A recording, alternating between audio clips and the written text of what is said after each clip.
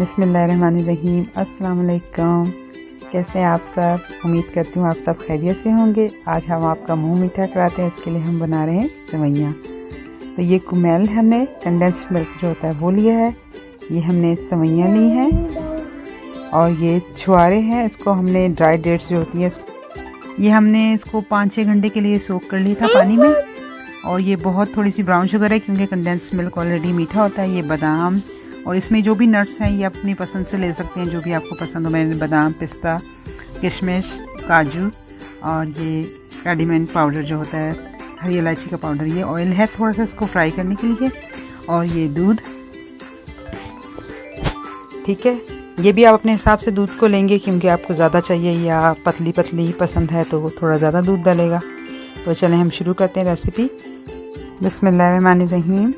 हमने एक पैन लेना है, उसमें बिल्कुल थोड़ा सा ऑयल डालना है, 1/2 टीस्पून जितना, या तो ताकि ये जो हमारी सेवइयाँ ये भी आप अगर आपको थिक पसंद है आप ज़्यादा ले लें या कम भी ले सकते हैं। तो मैं ज़्यादा नहीं ले रही क्योंकि मुझे थोड़ी पतली पतली चाहिए शीरखुरमा। तो फिर उसके लिए आपने क्या करना है कि इसको रोस्ट करना ज़रूरी है, वरना तो ये जैसे आप दूध में बनाएंगे तो ये पकने के बाद ऐसे जैसे आटा की तरह जो है ना पेस्ट वैसा रेडी हो जाएगी। तो फिर इसमें आपको सेवइयाँ नज़र नहीं आएंगी। तो इसलिए थोड़ा सा इसको आपको फ्राई करना बहुत ज़रूरी है।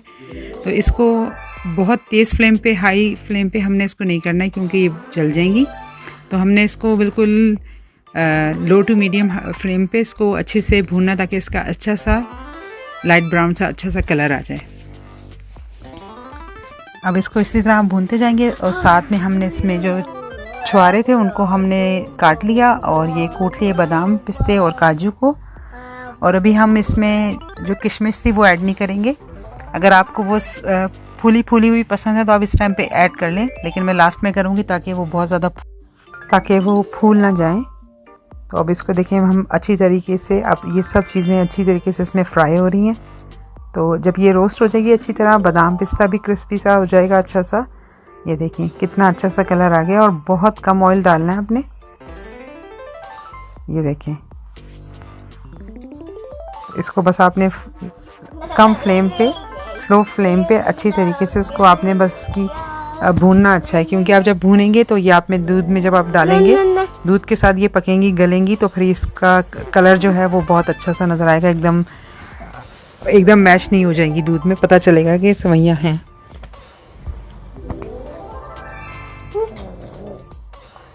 ठीक है, अब हम इसमें ऐड कर देंगे दूध। अब थोड़ा सा दूध ज़्यादा डालेंगे ताकि इसको सेवइयों को इसमें बीच में गलाना भी है हमने, और एक थिक सी अच्छा सा ताकि ये बन जाए। तो थोड़ा दूध होगा तो अच्छी तरह हो जाएगा ये।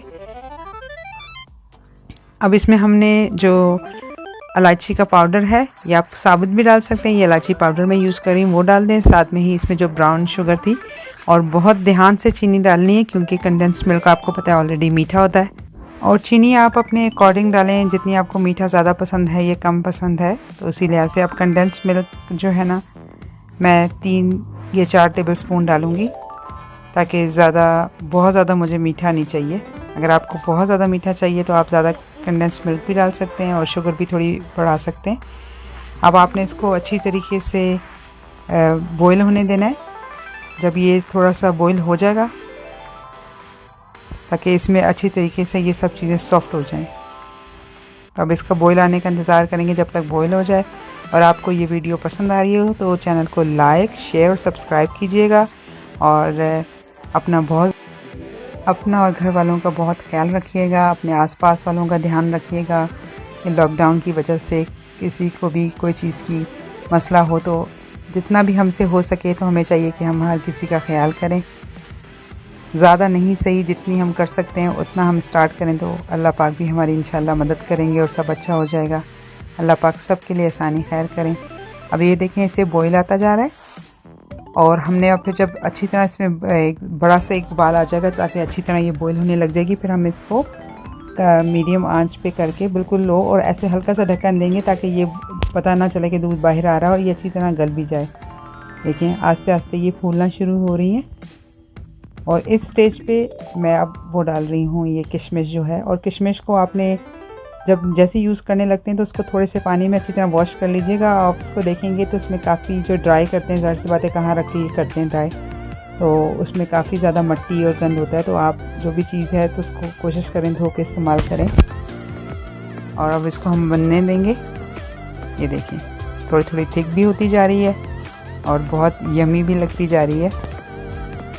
ठीक है, मैं तो इंशाल्लाह भी खाने वाली हूँ, आप लोग भी बनाएं और ज़रूर इसको खाएं और बताएं आपको कैसी लगी ये देखिए बॉयल आता जा रहा है। अब इसको हल्की आंच पे कर देंगे ताकि अच्छे तरीके से ये फूल जाएं, सेवइयाँ पूरी प्रॉपर कुक हो जाएं।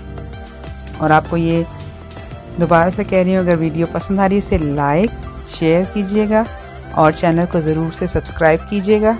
और मेरी तरफ से आप सबको बहुत बहुत ईद मुबारक। अपना बहुत ज़्यादा ख्याल रखिएगा। मिलते हैं नेक्स्ट वीडियो में, जब तक के लिए अल्लाह हाफिज़।